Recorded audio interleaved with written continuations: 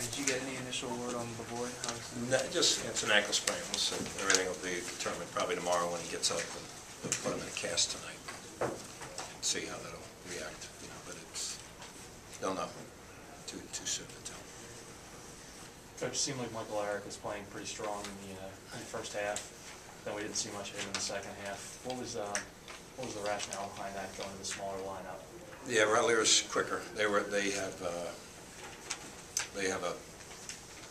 had an advantage, I thought, in speed up front with Gaston, who's a hard guard for anybody. Like, so that's just all. And we went to Rattler, and Rattler's gave us more energy, more getting to spots faster, I would say. So I thought Rattler played very well. He had seven rebounds, 4 of them offensive. We needed some offensive rebounding because we weren't doing a very good job shooting shots tonight. So. What's the level of concern when you're in a position like that where you don't have your 2 main big men in the game? No, not concerned. You like Mike Eric. I know that. You love Mike. I appreciate that. I love Mike too. But you're always on Mike's bandwagon. I think it's tremendous. I'm going to tell Mike that. I'm sure he sends you a birthday card, a Christmas card, and everything else. But that's okay. I appreciate it. It's just a feel, and I was feeling more for Rattler in the second half than I was for Mike. Fran, Ramon said you should be upset with them for the way they came out and said got complacent. You know, what's your feelings on? Yeah, I think those during the course. It's a long season. You know, we've played now 23 games, and I don't know that we've been able to be complacent in any game. We did it. I thought Lavoie's turnover at the start of the second half was kind of a critical play, you know, because it sends a message that says, you know what, it's not that big a deal. We're going to be okay here, even if I turn this ball over. And I think that was a message that we can't send. And as we talked about so often, here's Fordham coming in. They haven't won a league game yet. There's no pressure, and they just come out and they make shots. And they did a good job. Tom's doing a really good job. They're so undermanned right now. They're so hurt. And the 3 perimeter guys can all make shots. Gaston's a really hard guard, as you can see with you know, his double-double record here. And he never quits. He's a tough guy to guard. And so there was a lot of things they did I thought that were terrific, and a lot of things that we did in a stretch that were really good in the first half.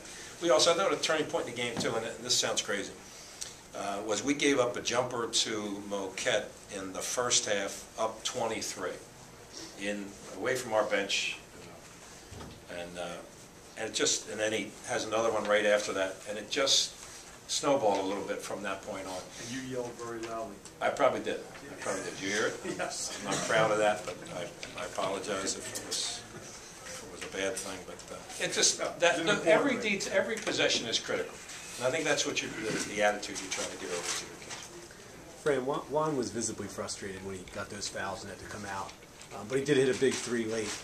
I know you talked about his confidence. Where is he at right now? And yeah, his confidence isn't great. I mean, I'm glad he made that last one. You know, but there was a stretch there we had. I think he had 3 open looks, and none of them went down. So, and you know, I can remember saying to him, he was taking the ball out of bounds. We went with the small lineup, and I mentioned it to him. If you're open, you shoot the ball. That's the way it is. And if you can overcome that, then you're going to be okay. So I think he'll be fine on Saturday, and we're going to need him to be fine on Saturday. We need him to be really tough and really strong and really confident. So.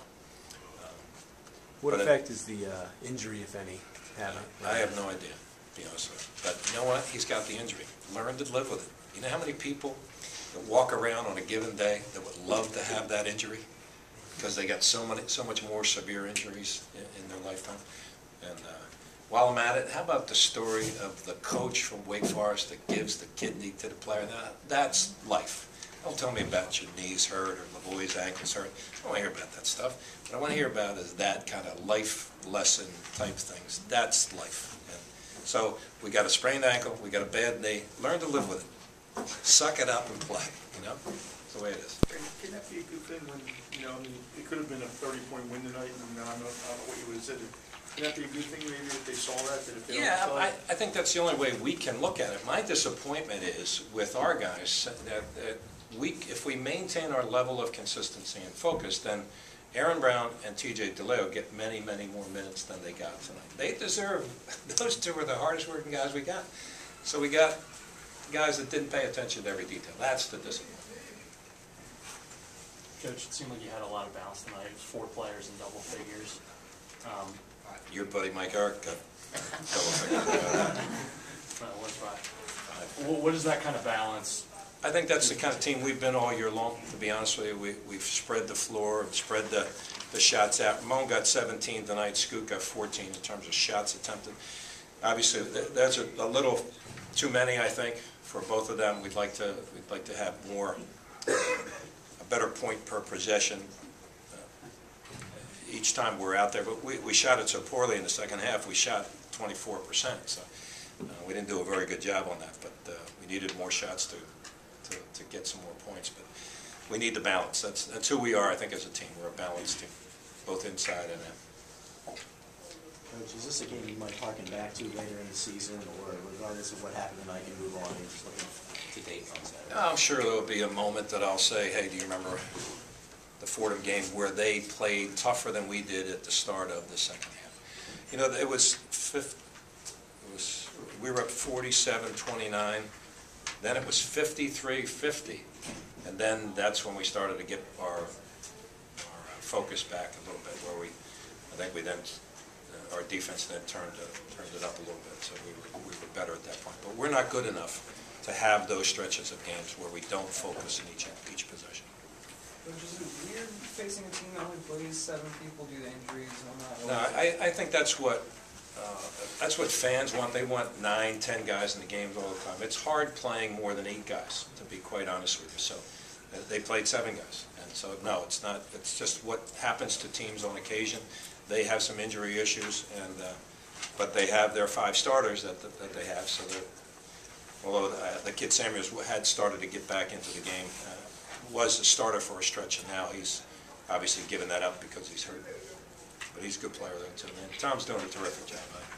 I give him a lot of credit. They've been in a lot of games. And this same team that we didn't talk about it enough, but earlier in the season they were down big to St. John's, and they did exactly what they did to us. They beat St. John's at Fordham earlier in the year because they got on that roll and they had enough firepower to win the game.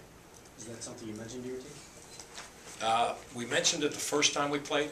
I didn't mention it the second time. I'm not bright enough to figure that out most of the time, but we had an opportunity to again focus every possession, and we chose not to at that one stretch in the second half. Anything else?